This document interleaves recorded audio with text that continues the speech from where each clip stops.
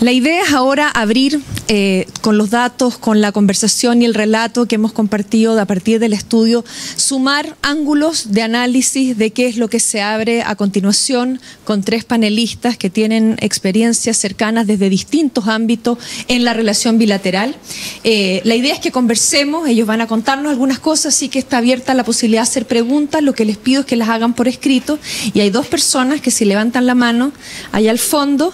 Hay 2 mujeres que van a recibir, Carola y Maca, para que vayan recibiendo sus preguntas por escrito. Hay un cuadernito en la fundación, así que pueden usar ese papel y el lápiz que les dejamos para formular sus preguntas, y les agradecería que se identificaran también para poder comentar quiénes son. Para empezar, les quiero contar que nos iba a acompañar el embajador Alberto Van Claveren, que por motivos de último minuto no alcanzó a venir, así que nos quedamos con estos 3 invitados y voy a conversar.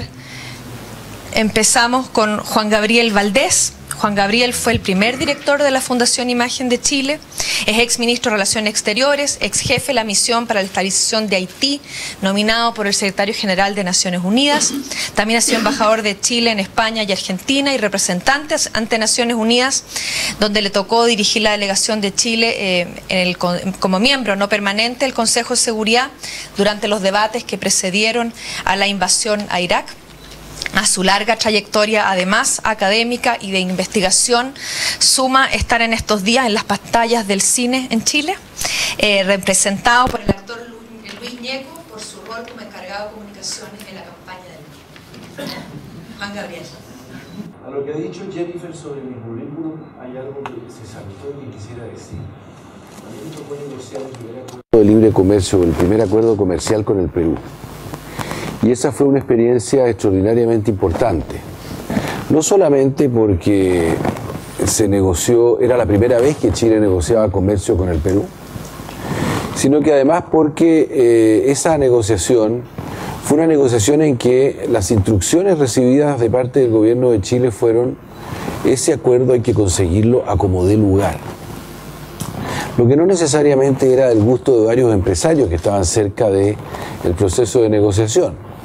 Pero nunca se perdió de vista, y yo diría que todas las experiencias de negociación comercial que yo he tenido, ninguna ha sido de esa magnitud, con ese nivel de intensidad. Nunca se perdió de vista que detrás de la negociación comercial había un espacio, un mundo de relaciones y un mundo de interacciones entre los 2 países que no podían quedar de alguna manera desconocidos. Con Canadá o con Estados Unidos incluso, habían razones para en algún momento decir: podemos parar la máquina y ponernos más firmes, o podemos en definitiva llevar a dar la impresión de que Chile no va a cerrar un determinado capítulo de la negociación. Con el Perú, en cambio, los niveles de importancia histórica que tenía el cerrar negociaciones sobre aspectos muy simples de la relación comercial, porque fue al fin y al cabo un acuerdo comercial limitado, bien limitado, y sin embargo la importancia política que esto tenía era una cosa muy evidente. Yo diría, como ha dicho Juan Eduardo Errázuriz, que desde el momento de la negociación de ese acuerdo hasta ahora ha transcurrido un mundo. El Perú es otro Perú. Es un Perú democrático, es un Perú donde el autoritarismo ha sido repudiado por los peruanos de una manera muy fuerte, donde han surgido de la sociedad peruana demandas de libertad, de democracia, de derechos humanos, de participación, que entonces parecían más oscuros o más distantes. En segundo lugar, la manera como se han imbricado nuestras sociedades es absolutamente notable. Estos son 2 países que en muchos sentidos están más integrados que lo que Chile está con otros países de la región. Los niveles de relación, como bien se ha señalado, en el terreno comercial, en el terreno empresarial, los niveles de amistad que existen a nivel de élite son muy importantes. La presencia peruana en Chile de inmigrantes y la presencia desde el punto de vista cultural del Perú en Chile a través de la gastronomía es un hecho innegable. La presencia de turistas chilenos en el Perú es notable. En los últimos tiempos, si uno mira las librerías, la cantidad de libros que se han producido sobre la relación entre Chile y Perú y la historia de Chile y el Perú también es algo muy digno de destacarse. Hay libros que han causado un enorme impacto en Chile. Creo que en el último tiempo se han publicado por primera vez escritos de historiadores peruanos que miran la Guerra del Pacífico de una manera distinta a lo que nosotros estábamos acostumbrados a leer. Y sin embargo, estos países tan vinculados e imbricados tienen una esencia de desconfianza del uno en el otro absolutamente extraordinaria.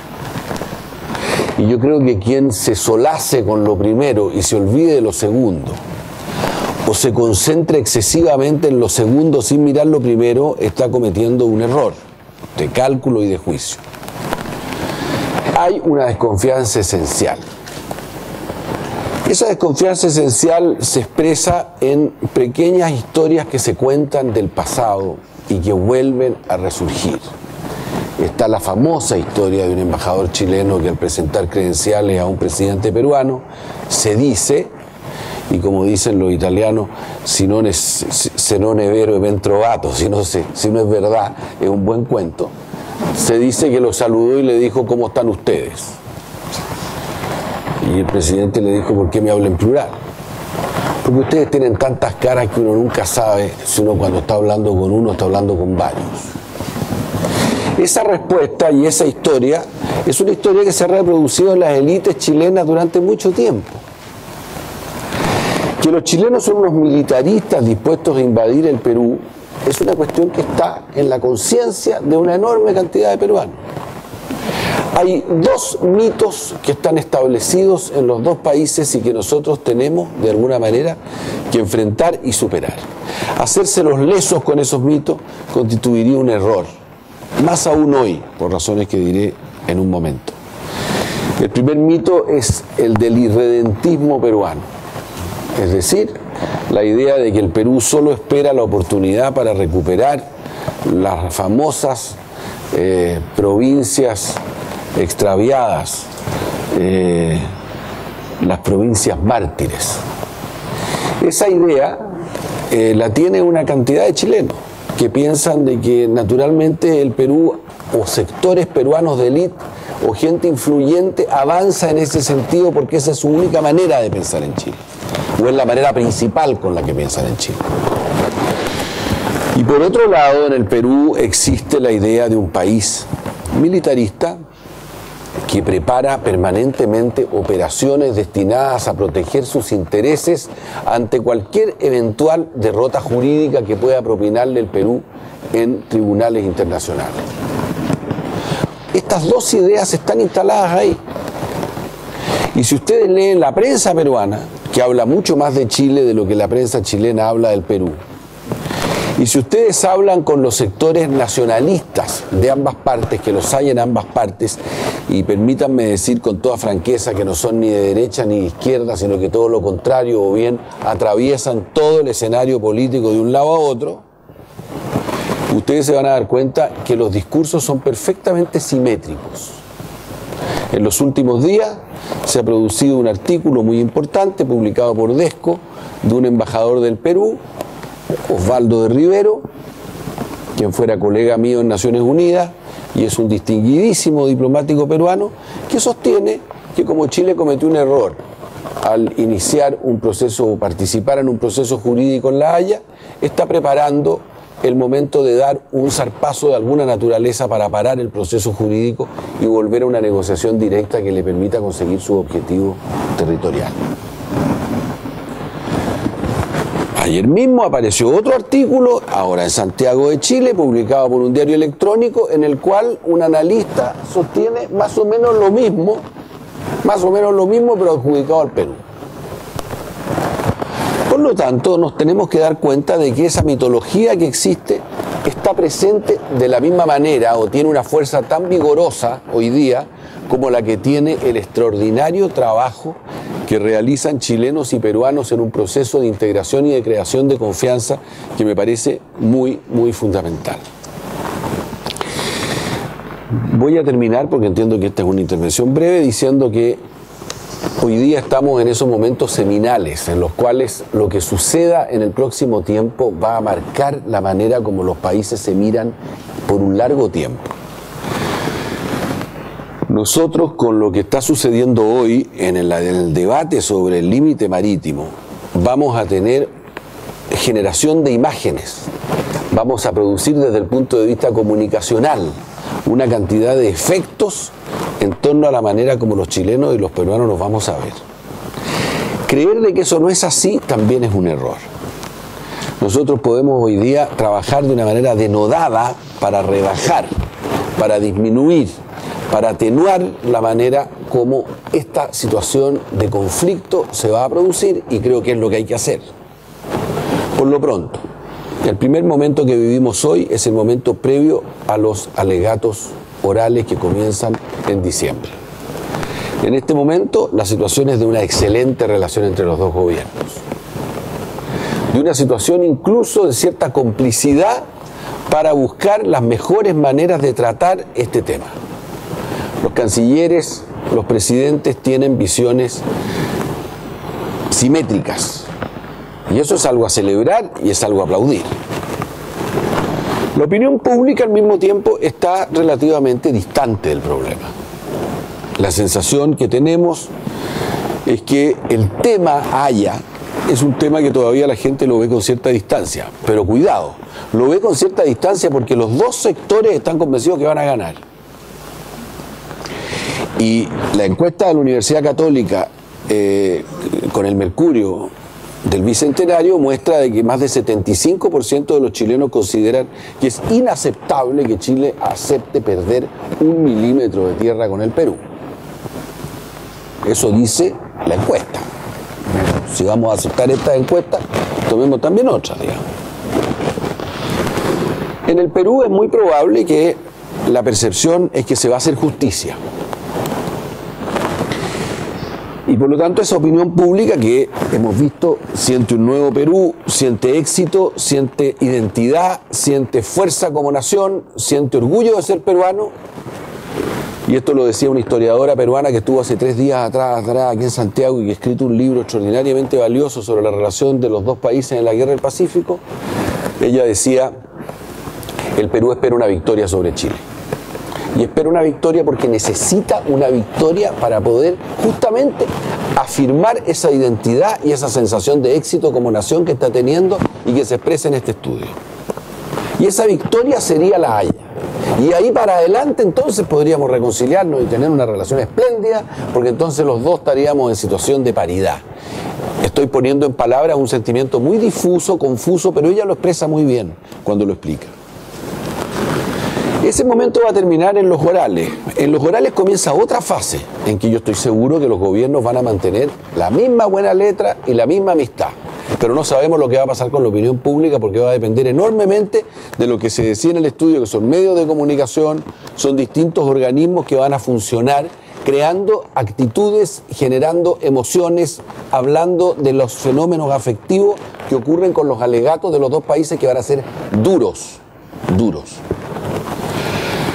Y después viene el fallo, y nosotros vamos a tener que administrar ese proceso.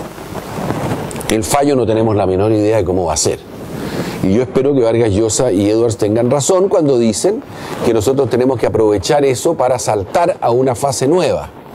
Pero para saltar a una fase nueva nosotros tenemos que de alguna manera modificar la manera como los estados han funcionado en torno al tema de la relación. Yo sostengo que Chile no tiene diplomacia pública. Para mí, diplomacia pública significa hacer un trabajo deliberado de persuasión y de encantamiento de un vecino. No basta con decir, mire, nosotros tratamos al vecino como lo merece. O sea, efectivamente, nosotros tenemos en este país, lo digo con toda sinceridad, perdónenme lo polémico de la frase, pero tenemos prensa que se dedica todas las mañanas a atacar de manera brutal al gobierno argentino. Muy bien, yo no sé cómo lo lee el gobierno argentino, pero nosotros todos los días atacamos a Argentina al levantarnos en la mañana, por lo que sea. Entonces, en ese cuadro, naturalmente que la idea que Estados Unidos desarrolló con tanto talento durante muchos años y que le permitió tener acceso a todas las élites de América Latina, quiere invitar a la gente a la Casa Blanca, llevar a los estudiantes distinguidos que estaban en sus países y darles becas, trasladarlos a mirar cómo funcionaba el esquema y cómo se llevaba el Congreso de Estados Unidos. Nunca lo hemos hecho ni con Bolivia, ni con Perú, ni con Ecuador, ni con ninguno de los países que nos rodean, porque cuesta muy caro. Cuando yo estoy diciendo que con 60, 70 mil dólares nosotros podríamos tener al año una enorme cantidad de visitas de estudiantes universitarios de nuestros países vecinos a nuestro sistema de gobierno y de alguna manera mostrarles hasta qué punto este país funciona y que este país los quiere, los valora, los aprecia. Esa diplomacia pública no la hemos tenido nunca. Por lo tanto, cuando hablo de oportunidades que se abren, yo creo que la primera oportunidad es que nosotros cambiemos nuestro comportamiento hacia nuestros vecinos en muchas cosas. No solamente en el sentido de que somos re buenos para hacer negocios, cosa que está muy bien, pero vemos el efecto de lo que es muy bueno para hacer negocios.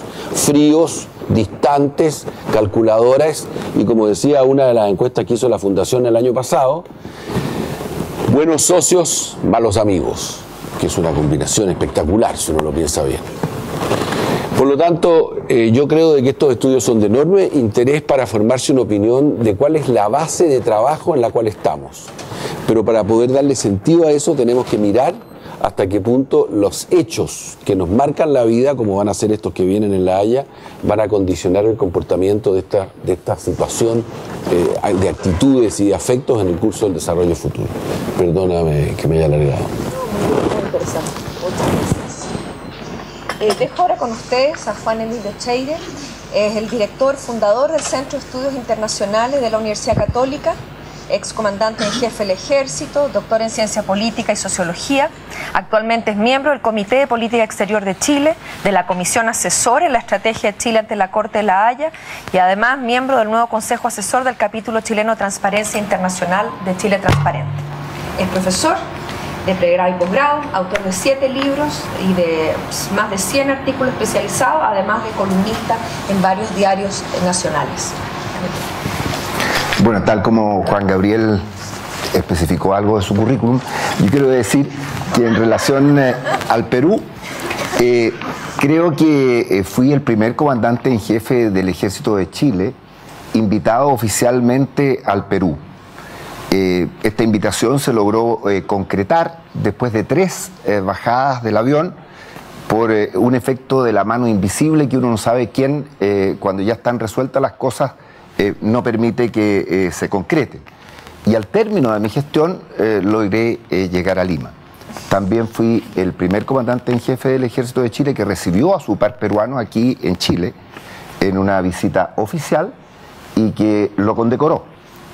Y también me correspondió, a 2 días de la entrega de mi cargo, colocar en el Morro de Arica la imagen de Bolognesi, un busto de Bolognesi, y que me costó mucho porque primero tuve que vencer las resistencias lógicas de mucha gente, historiadores, etcétera, de la comunidad de Arica, y curiosamente, finalmente, la resistencia de los peruanos.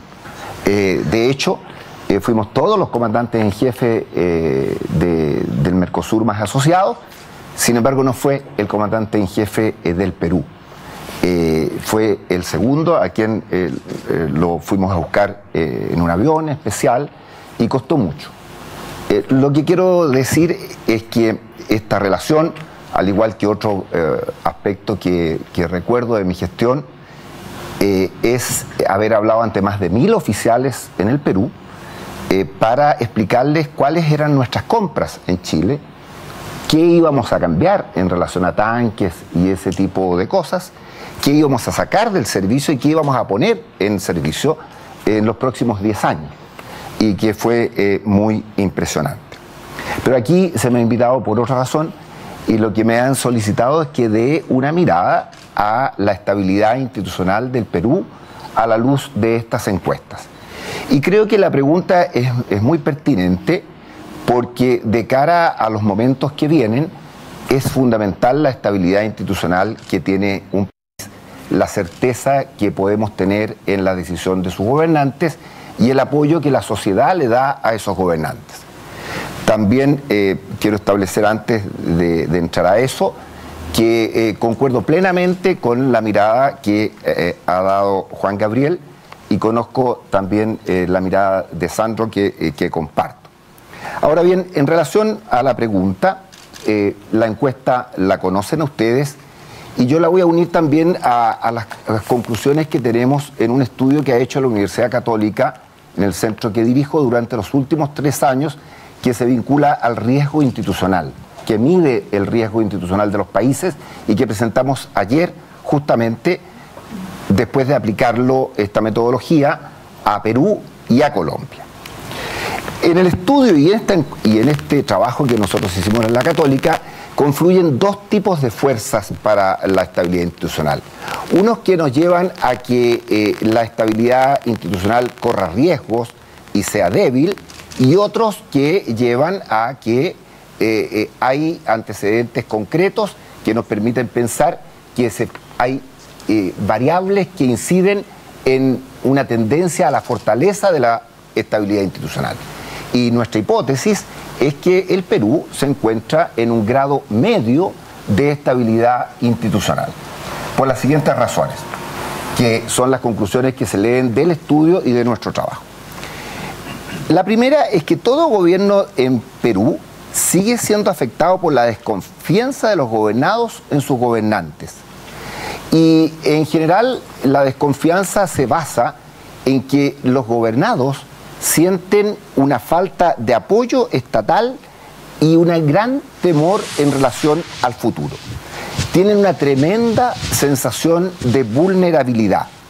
Y quien tiene esa sensación de vulnerabilidad, lógicamente no confía en sus autoridades.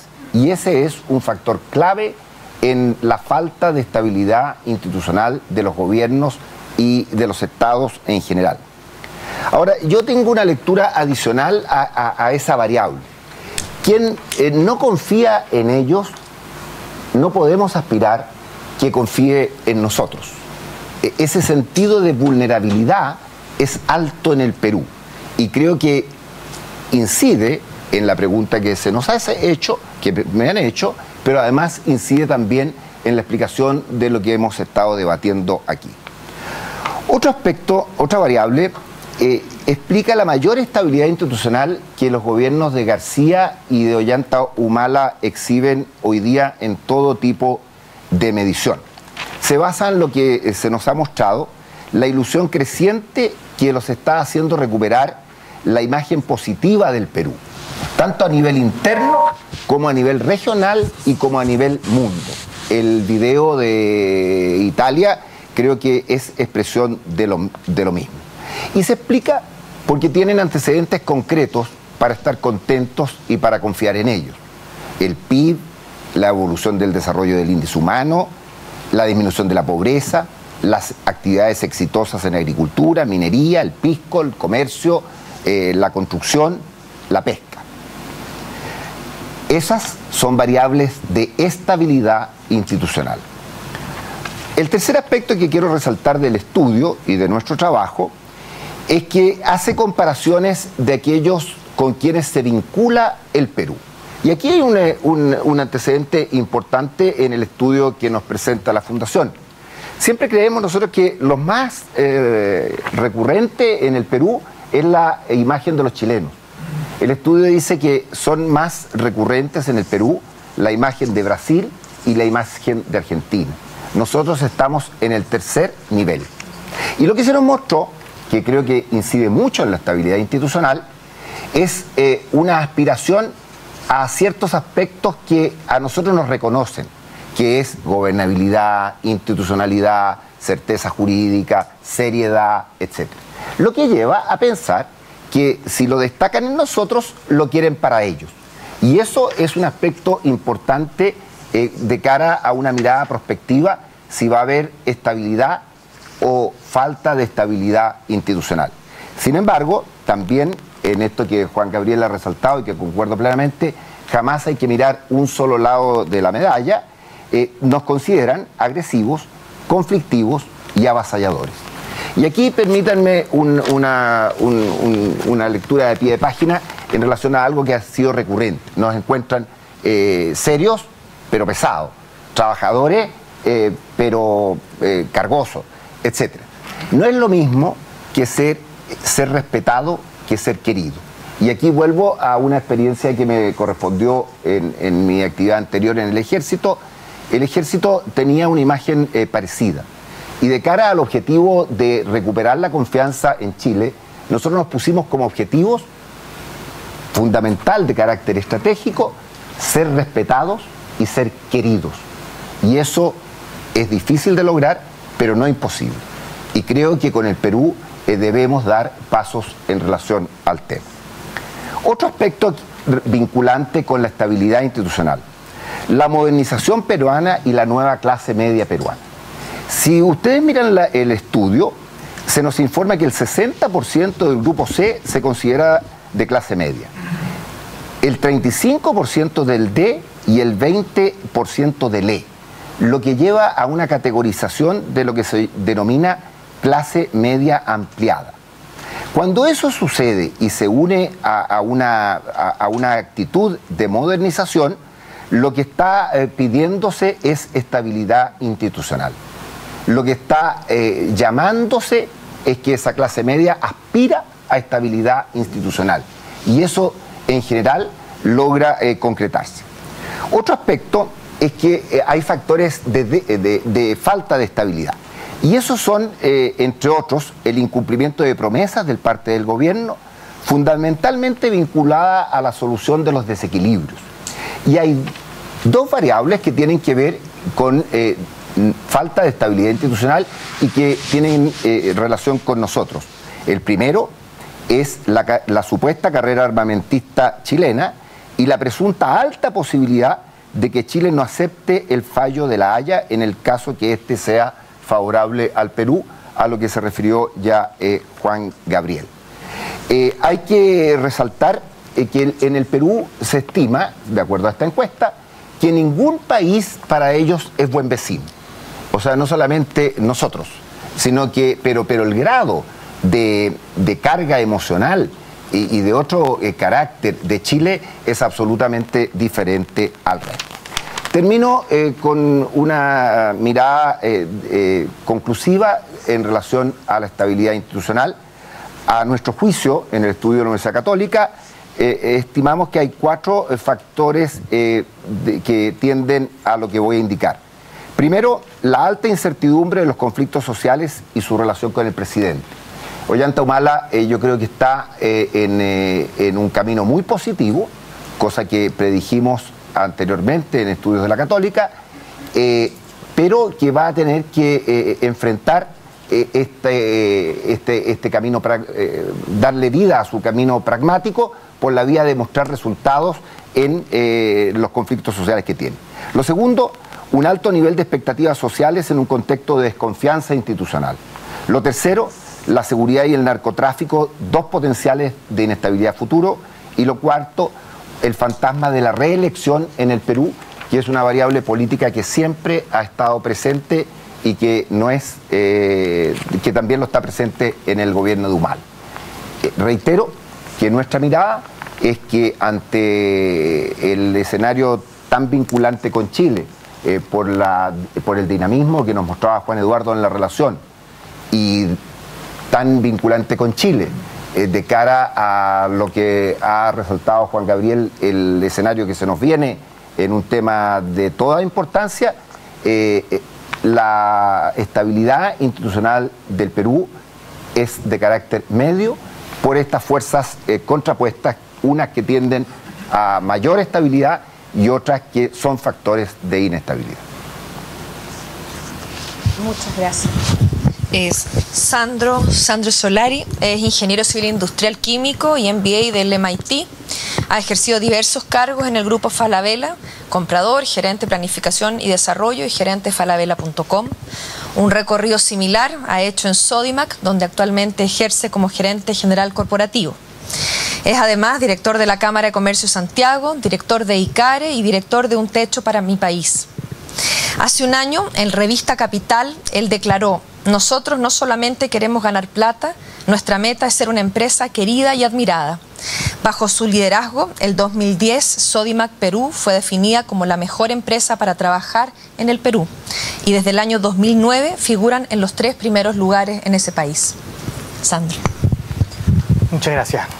Yo no tengo mucho más que precisar de mi currículum, es bastante más humilde, más modesto, y no tan, bastante práctico.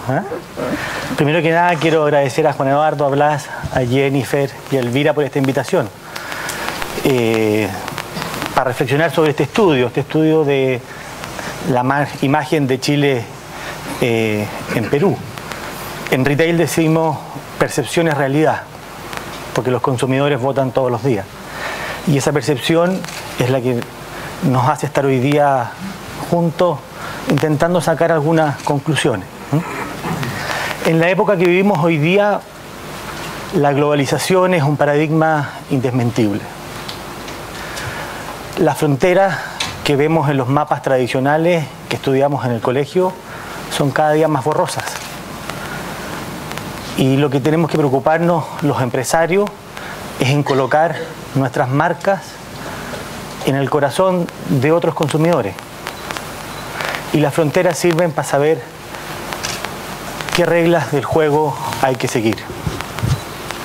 Pero sin duda, si uno ve las marcas que están presentes en Chile, cuántas de esas marcas son chilenas, cuántas son españolas, cuántas son americanas, y hay una frontera que se eliminó desde el punto de vista de los negocios. Y más aún Chile, que borró todos los aranceles, tenemos 1,7 promedio de aranceles, todas las marcas están en Chile, y ese mismo juego estamos jugando los empresarios afuera. Ahora, cuando uno lee el estudio, yo quedé, comparto las opiniones vertidas acá, pero yo quedé un poquito más preocupado. Yo voy todos los meses o casi todos los meses a Perú, y en varias ocasiones vamos a la tienda, nos vestimos con la pechera de Perú y nos ponemos a atender a clientes, porque es la única manera de poder saber qué es lo que está pasando. Y en varias ocasiones ahí me dicen, no, yo no quiero ser atendido por un chileno. Entonces uno se pregunta, bueno, ¿qué está pasando? Estamos invirtiendo millones de dólares en Perú y este señor no quiere ser atendido por un chileno. Yo fui lo más sencillo y modesto para poder decir, señor, ¿en qué está trabajando? ¿Cómo lo puedo ayudar? Entonces, es aquí el fondo de este estudio que yo creo que tenemos que trabajar nosotros para poder cambiar esa percepción. ¿Cómo se explica esto? Yo creo que el estudio lo dijo y todos lo dijeron. Hay variables culturales, la guerra del Pacífico.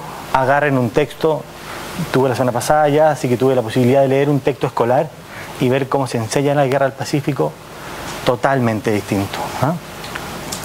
Después uno ha visto que los políticos ven que esto pesca en la ciudadanía y los medios de comunicación amplifican porque ven que rinde. Esto tiene rating. Y lamentablemente eso va en contra de los chilenos. Pero a mí me gustaría poner un segundo pie desde el punto de vista de los negocios. Yo creo que nosotros también cometimos un error en el año de los 90, cuando recién salieron las primeras empresas chilenas hacia afuera, no solamente hacia Perú, a Colombia y a Argentina también. En esos años muchos de los chilenos salimos capturando oportunidades. Una empresa que se vende muy barata, fuimos y la compramos y obviamos totalmente el trasfondo cultural de lo que es hacer negocios en un país distinto al nuestro. Entonces, adicionalmente a obviar el trasfondo cultural, nosotros mandamos a un equipo B a jugar de visita, por ponerlo en términos futboleros. No mandamos a la mejor gente, intentamos, en vez de seducir, intentamos imponer, en vez de adaptarnos, volvimos a intentar poner nuestro modelo de negocios al frente y, por supuesto, causamos ciertas percepciones que se ven. Somos agresivos, somos fríos. En mis negocios allá cuando vamos dicen, no me digan en Chile lo hacen así, por favor, esto es Perú. Yo lo viví en carne propia, me tocó liderar la compra de Home Depot y tuve que decir, señores, Atlanta desapareció, Atlanta se fue, Atlanta no funcionó en Chile. Estos somos chilenos, lo vamos a hacer como nosotros pensamos que hay que hacerlo. Y dimos vuelta al negocio.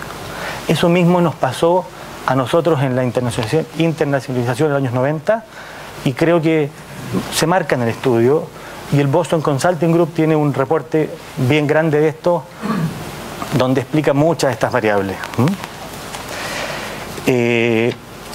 Yo quiero hacer 3 reflexiones para poder terminar. Los chilenos, cuando salimos hacia afuera, estamos creando la identidad de nuestro país. Somos pequeños embajadores. Si bien hay 6 variables, pero los chilenos que salimos ya no estamos solamente exportando cobre, estamos dando trabajo, estamos innovando, estamos seduciendo con consumidores, y ahí somos pequeños embajadores y tenemos que ser muy responsables de la imagen que proyectamos. Este no es un problema del gobierno de turno, de la Cancillería o solamente de la diplomacia. Segundo, tenemos que aprender que la internalización de nuestras empresas tiene que responder a una estrategia. No puede ser una oportunidad, y que, tal como dije, el trasfondo cultural no se puede obviar. Cuando uno cría un hijo, ¿cuánto tiempo le dedica?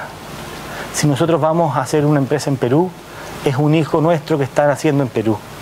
Y no puede ser fruto de azar, tiene que ser con responsabilidad, con tiempo, y tenemos que hacerlo crecer con mucho amor.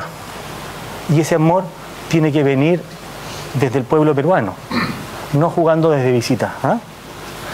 Y en ese punto nosotros tenemos que profundizar nuestra capacidad de adaptarnos. Esto no es copy-paste. ¿Cuántas empresas americanas vinieron a Chile y fallaron? ¿Cuántas empresas chilenas salieron afuera y también fallaron? Somos muy inteligentes en lo racional, pero somos muy torpes en lo emocional. Y ese copy-paste no es trivial, porque las variables blandas los chilenos intentamos obviarlas. Nosotros en Perú decimos queremos ser la casa de los peruanos, y en Chile, cuando juega la selección, decimos queremos ser la casa de los chilenos. Y en Colombia estamos en lo mismo, y auspiciamos las 3 selecciones. Nosotros tenemos la obligación de ser una empresa querida por el pueblo peruano. Y eso no se hace imponiendo, se hace seduciendo. Y son palabras totalmente distintas y llevan a caminos distintos. En este tema, nuestros directorios creo que tienen un rol fundamental. Tienen que ser muy exigentes en lo financiero, pero también en el trasfondo cultural. Y los errores, cuántos errores los chilenos hemos cometido allá, se pagan caro. Tenemos a los políticos y a la prensa que multiplican por 100, no es por 2 ni por 3, por 100 cada error que cometemos. Y un error de eso a la marca le cuesta mucho. Y finalmente tenemos que entender que el tamaño de nuestros negocios en Perú es relevante. Juan Eduardo dio las cifras y yo quiero llevarlo a mi negocio. Nosotros tenemos hoy día 4.000 trabajadores solamente en Sodimac, que generan 1,5 millones de transacciones mensuales. Tenemos más de 1.000 proveedores con los cuales hacemos negocios todos los días. Imagínense la cantidad de relaciones, la riqueza de esa relación. Si esta relación y las directrices que nosotros le ponemos a estos negocios son de hostilidad, de conseguir el último precio, de no adaptarse, ¿qué imagen vamos a proyectar allá? Y por eso la imagen que sale del estudio, no de las cúpulas, sino que de las personas que fueron al focus group, como se dijo acá, esa es la imagen que estamos proyectando.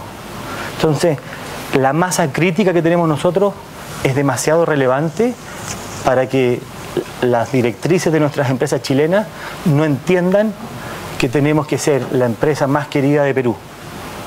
Y para hacer eso, tenemos que preocuparnos primero de nuestros trabajadores. Y es por eso que nosotros, como autorreferente, pero queremos ser el número 1 en el Great Place to Work. Si nuestros trabajadores están contentos, ellos van a hablar bien de nosotros. Son nuestros embajadores. Ellos van a atender bien a nuestros consumidores. Y las comunidades van a venir a comprar, van a votar. Ellos votan todos los días. Tenemos que ser respetuosos del medio ambiente. Está cada vez más de moda. En Perú hoy día hay 120 conflictos sociales. No podemos estar nosotros como chilenos en medio de esos conflictos sociales. Por último, tenemos que ser respetados por nuestros proveedores. Nuestros proveedores también tenemos que ser su primera opción. Concuerdo plenamente con lo que dice Juan Emilio. Nosotros tenemos que ser queridos y respetados. Y eso es algo ya no de jugar de visita en Perú. Tenemos que jugar de locales en Perú. Y para jugar de locales en Perú necesitamos directores peruanos, ejecutivos peruanos y directrices mucho más globalizadas y entendiendo que somos ciudadanos del mundo y no chilenos conquistando territorio. Mi visión final es mucho más positiva. Yo siento que el Perú está mejorando tremendamente. El sentimiento de orgullo se ve en todos los comerciales, prenden la televisión y van a ver el sentimiento de orgullo que tienen los peruanos. Y en este surgimiento de la clase media, ellos no quieren abandonar esto. Ellos nos respetan, nos quieren, somos nosotros los que tenemos que cambiar. Y este seminario sirve para poder tener o formar esta conciencia en las empresas chilenas que estamos haciendo negocio ya. Pero yo siento que La Haya hay que superarla. Tenemos que dejar atrás, no podemos seguir dejando abierto ese capítulo. Una vez cerrado eso, tenemos que crear puentes de confianza y seguir haciendo negocio, que es la mejor manera de poder integrar estas dos naciones. Eso. Aplaudimos.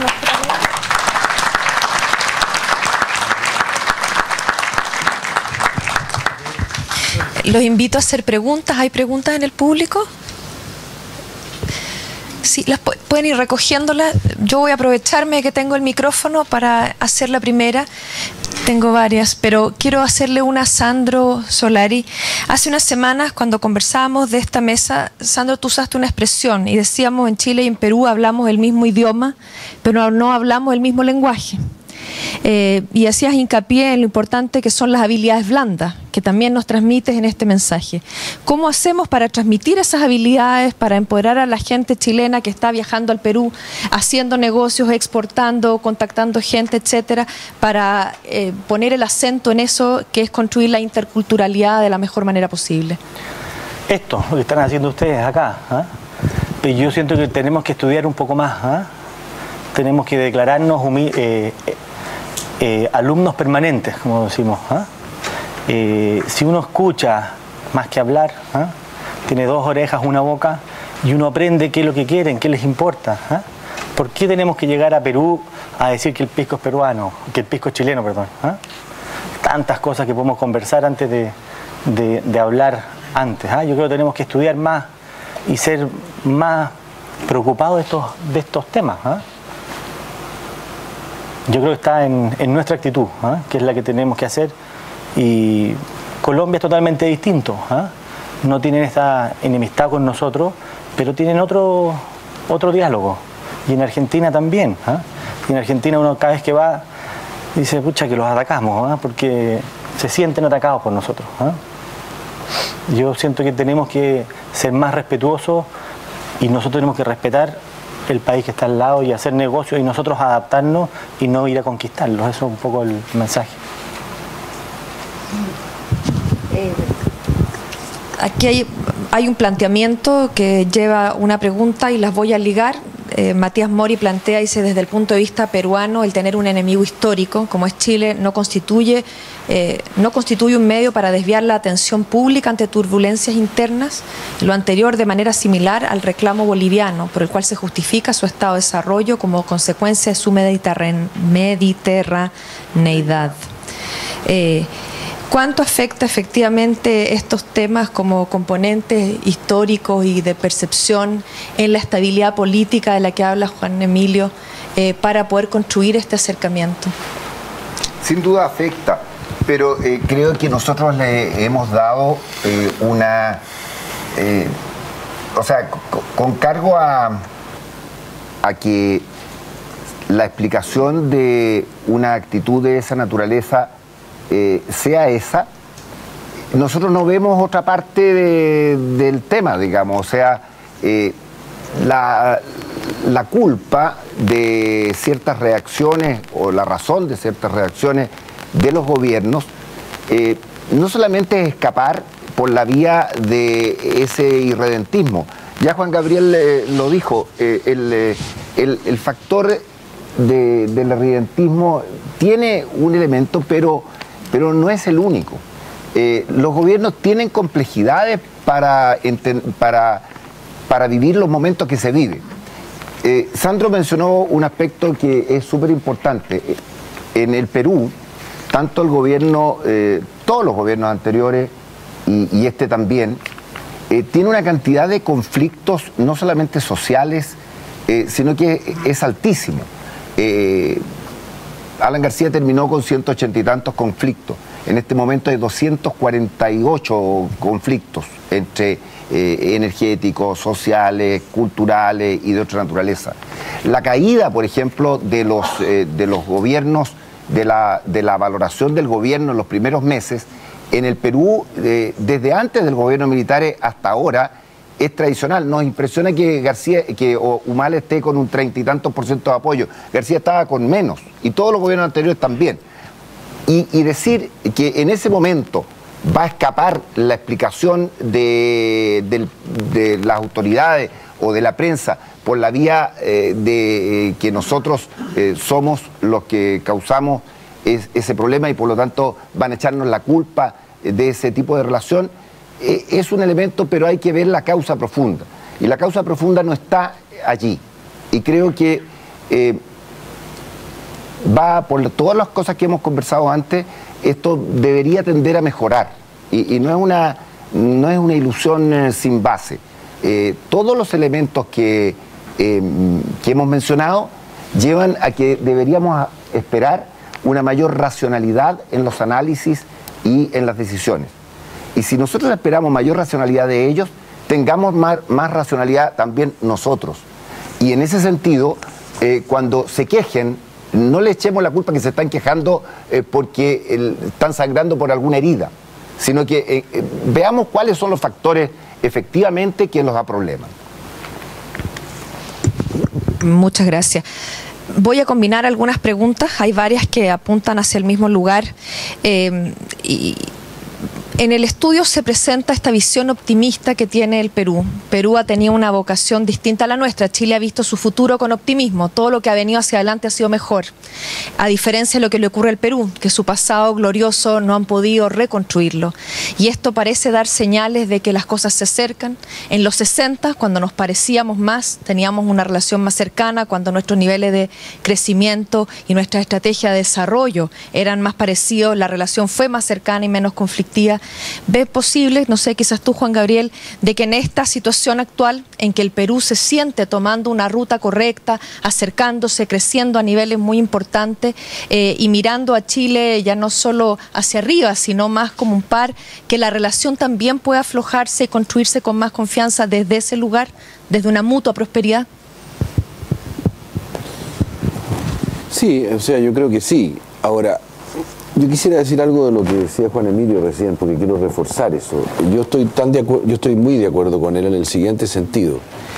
Este argumento de que la gente que nos rodea reacciona en contra nuestra porque quiere resolver problemas internos, ha sido el mejor alibi chileno para proteger su propia arrogancia y su propia indiferencia hacia el resto de los vecinos. O sea, efectivamente, todas las veces que Bolivia protesta por algo, hay alguna editorial en alguna parte diciendo no, lo que pasa es que tienen un problema interno.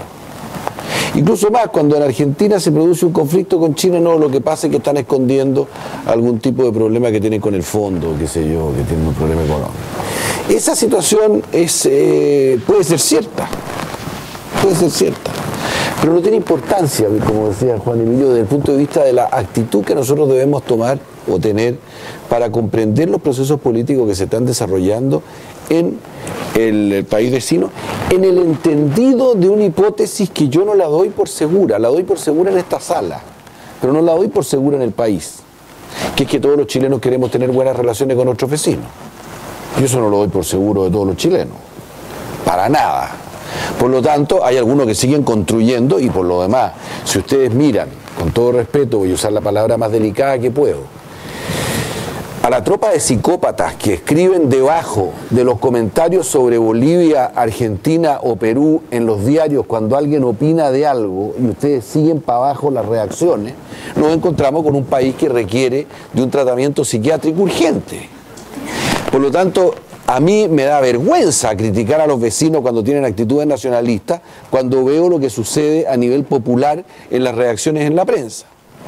Los insultos en contra de cualquiera que diga que hay que tener una buena relación con Bolivia o que hay que tener una buena relación con el Perú son impresionantes.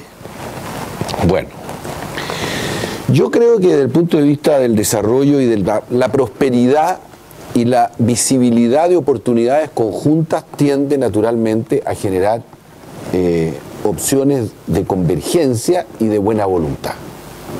Y no hay ninguna razón para pensar que el desarrollo de la economía peruana y el desarrollo de la economía chilena y la trabazón que se está produciendo en el mundo empresarial chileno y peruano, que es muy positiva, no vayan a generar líneas de convergencia y de buen trato y de optimismo común.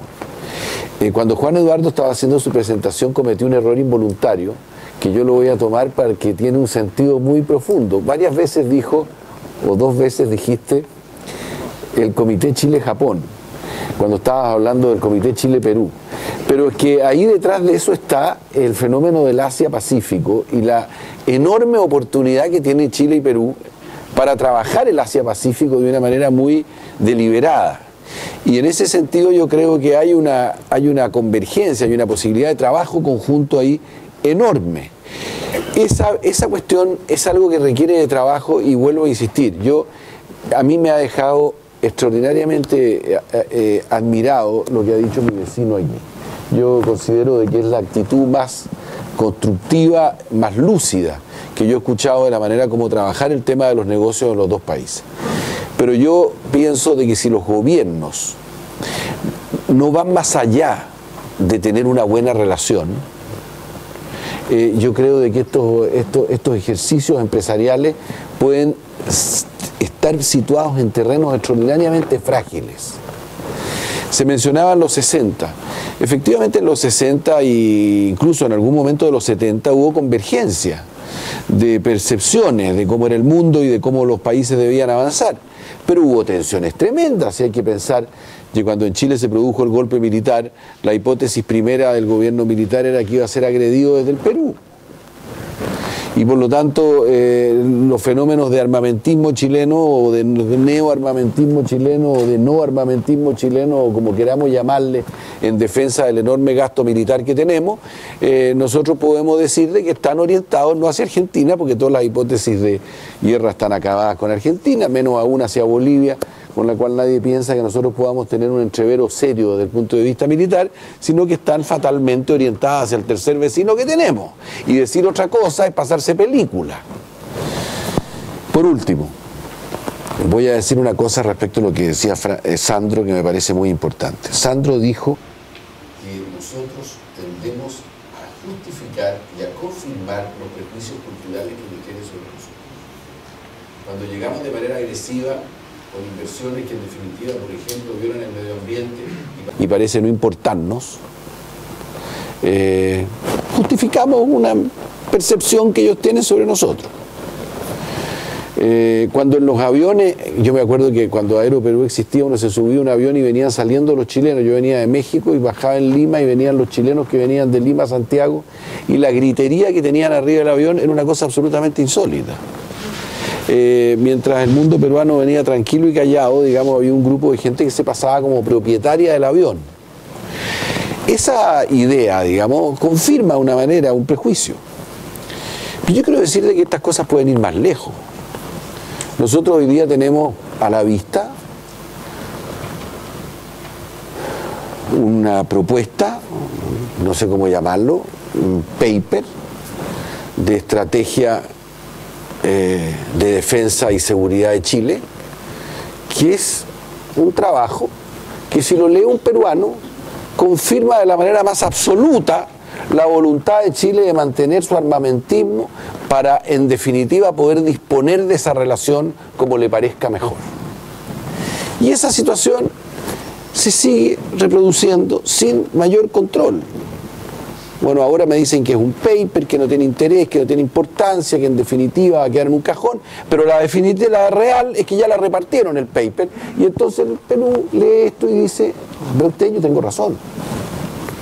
Entonces yo creo de que ha llegado el momento de que si vamos a ser serios, nosotros enfrentemos lo de La Haya defendiendo nuestros intereses como debemos hacerlo, intentemos por todos los medios jurídicos a nuestro alcance y por toda la capacidad legal que tenemos de ganar ese juicio y de establecer efectivamente que la línea marítima es la que nosotros defendemos, pero entendamos de que el propósito de ese juicio no es marcar la relación con el Perú con una marca de fuego por los próximos 100 años, sino que al contrario, es un episodio a ser dejado atrás para abrir una enorme oportunidad de colaboración y de trabajo conjunto con los peruanos por los próximos siglos.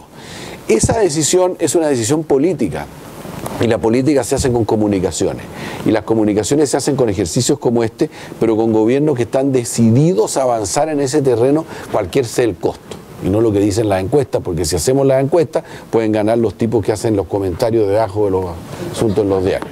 Entonces el tema aquí es un tema de decisión política y yo creo que eso es lo que yo quisiera subrayar. Quiero combinar dos preguntas, una que es abierta y dice ¿qué podemos aprender de los peruanos para ser mejores chilenos?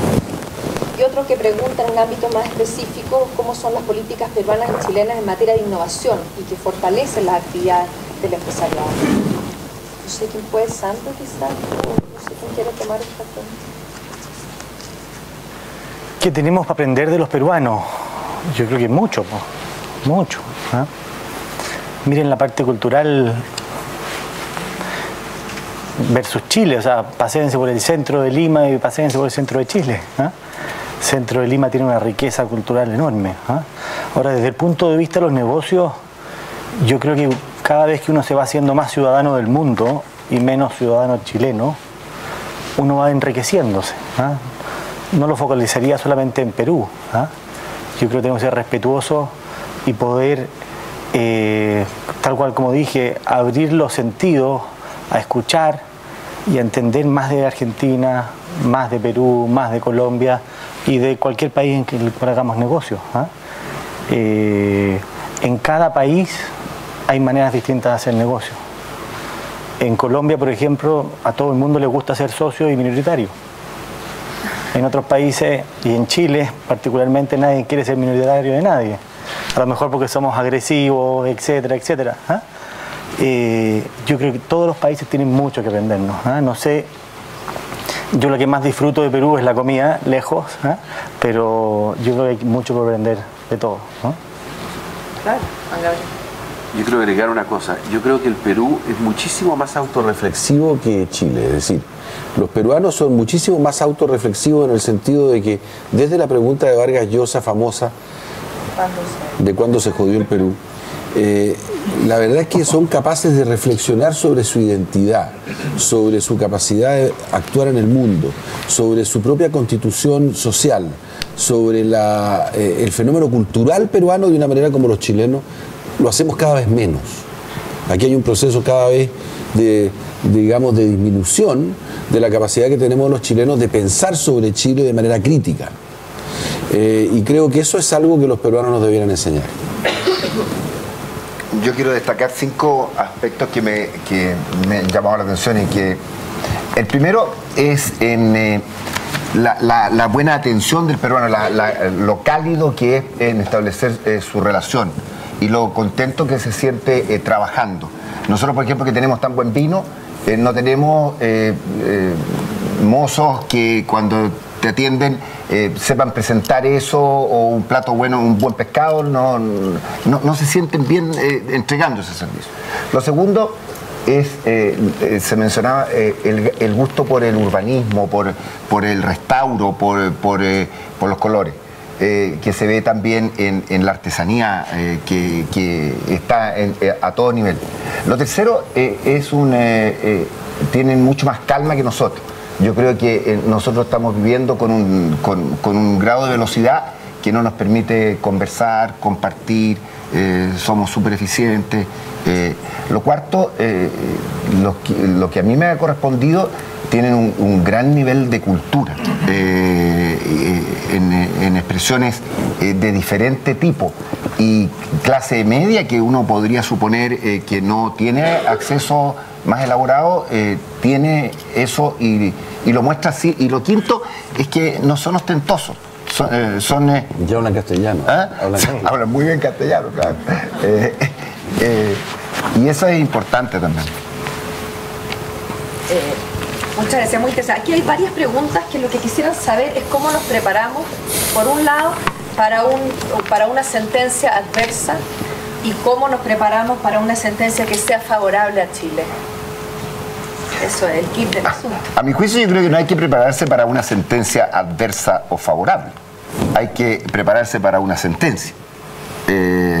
Y creo que esa parada, por ponerlo así, es distinta. Porque la sentencia va a ser sentencia. Y como tal, favorable o adversa, hay que aceptarla. Yo, para lo que a mi juicio nos debería preparar para una sentencia, es la construcción de un futuro. Porque lo que va a venir después de la sentencia es el mañana que vamos a construir. Eso depende de nosotros. La sentencia no depende de nosotros. ¿Puedo decir algo? Claro. Yo pienso igual. Lo pondría de esta manera. Yo creo que hay que rodear el tema de La Haya de una enorme cantidad de acontecimientos positivos entre los dos países. Y eso significa llenar de contenido nuestra relación, de tal manera de que la población perciba que el hecho de La Haya forma parte de un episodio que puede ser de alguna manera manejado porque tenemos un contenido y un grado de riqueza en la relación que lo va a superar. El primer contenido esencial es la información. Los niveles de desinformación que existen en Chile sobre qué exactamente es lo que está en discusión son notables. Y esto yo no estoy hablando a niveles de gente que no tiene, que mira la vida de otro aspecto, de otro punto de vista. Estoy hablando de gente que se supone debería saber de esto. El tipo de preguntas que le hacen a uno muestran de que la gente no tiene idea de lo que está pasando en La Haya, desde el punto de vista exactamente de qué está en discusión. Y eso tiene que ver con nuestros medios de comunicación. En segundo lugar, yo creo que hay que trabajar los comunicadores del país. Yo escuché a una persona que respeto mucho en televisión, un gran periodista, decir hace 8 meses atrás, 9 meses atrás, ¿y para qué tenemos los F-16? ¿Para qué sirve La Haya? Bueno, ese tipo de cuestiones no pueden producirse. Y naturalmente que nosotros necesitamos trabajar el medio de los comunicadores. Y hay que informar a los comunicadores de lo que se está en discusión, de tal manera que no sea sobrepasado el debate por percepciones catastróficas o apocalípticas del asunto. Yo voy a dar un ejemplo totalmente distinto. Cuando se produjo la negociación con Canadá, la primera negociación con Canadá, y nosotros nos dimos cuenta de que había una parte importante del empresariado, especialmente el empresariado agrícola, que pensaba de que la negociación con Canadá lo iba a conducir directamente a la ruina. Nosotros hicimos un trabajo muy acucioso con la prensa y convidamos y organizamos seminarios en que pudimos informarle a los periodistas qué exactamente era lo que quería Canadá en la negociación, qué íbamos a decir nosotros frente a esas peticiones y cuál pensábamos que iba a ser la evolución del proceso de negociación. Cuando se produjo el hecho, vale decir, cuando comenzó la negociación y hubo protestas de ciertos sectores, la prensa estaba en condiciones de tratar esas protestas y nuestras explicaciones de una manera perfectamente ilustrada y las puso en el margen y en el contexto que se requería. No las excedió, no las hizo explotar, no las redujo tampoco. Yo creo que aquí, guardando la diferencia y el hecho de que cuando comiencen los orales en La Haya, no sé si ustedes lo saben, pero durante los 3 primeros días va a alegar el Perú sin posibilidad de réplica chilena.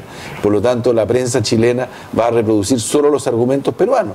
Y naturalmente, como los argumentos peruanos van a ser muy buenos, porque van a ser hechos por grandes abogados que van a tener gran capacidad persuasiva, el público en general va a decir estas cosas son imposibles de contestar. con lo cual se va a producir una situación muy difícil de manejar desde un punto de vista de comunicaciones. Cuando vengan los otros 3 días de la respuesta chilena, probablemente en Chile la gente va a quedar extraordinariamente tranquila y en el Perú se va a producir la reacción contraria. ¿Cómo se va a manejar en esos 3 o 6 días? La situación y la relación es una cuestión que no es menor. Tiene que ser trabajada, tiene que ser preparada.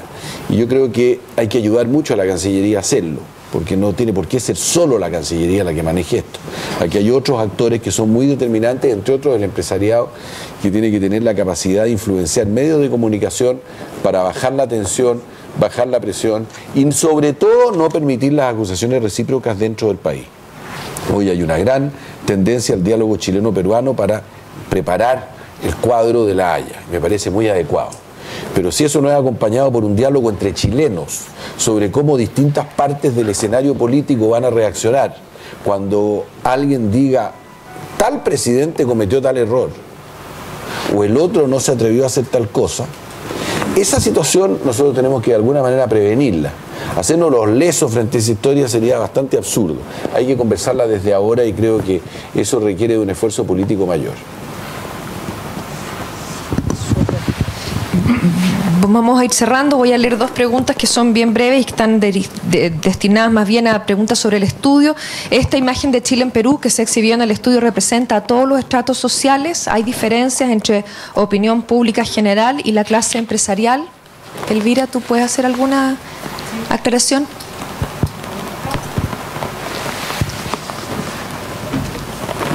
Se realizó en los segmentos medios altos, medios medios y medios bajos, lo que podríamos decir, si lo hubiéramos hecho en Chile, un segmento C1, C2, C3, en 9 ciudades. Primero se hicieron focus y después se hicieron entrevistas telefónicas en personas entre 18 y 65 años, hombres y mujeres. Esa es la base principal. Si se hizo al segmento de empresarios, no se hizo así definido como tal. Sí se hizo esta cobertura de, yo le diría más bien de mandos medios, de gente que está ya sea empresarios o empleados, personas empleadas, pero no del mundo de la élite empresarial, ni peruanos en Chile, ni chilenos que tienen una alta vinculación con Perú. Sí que tienen esta característica que uno podría decir como buenos observadores de esta dinámica y de esta relación chileno-peruana. Eso. Gracias. Hay una pregunta que quisiera saber más sobre la fundación. Creo que ahora no estamos con tiempo, pero los invitamos a quedarse y que nos quedemos conversando. Estaríamos felices de contarles más de lo que hacemos. Y para cerrar esta ocasión, y agradezco a los panelistas muchísimo y a quienes nos han acompañado, yo creo que lo que surge aquí es evidentemente que el fallo va a generar un nuevo escenario, que ese escenario hay que administrarlo, y que es un proceso de construcción bilateral, donde hay que trabajar aquí y hay que trabajar allá, donde los actores principales son la clase política, pero no es el único grupo de actores. Aquí hay factores de comunicación, sociales, culturales, económicos que hay que administrar para estar preparados. Y lo que nos genera a la Fundación mucha satisfacción es haber abierto este espacio de diálogo. Entendemos la imagen de Chile como una variable que se combina en la evaluación de esta relación, pero también en la relación con todos los otros países con los que Chile se vincula y que esperamos que se siga repitiendo con la riqueza que ha tenido este espacio. Así que muchas gracias a todos y nos estaremos viendo.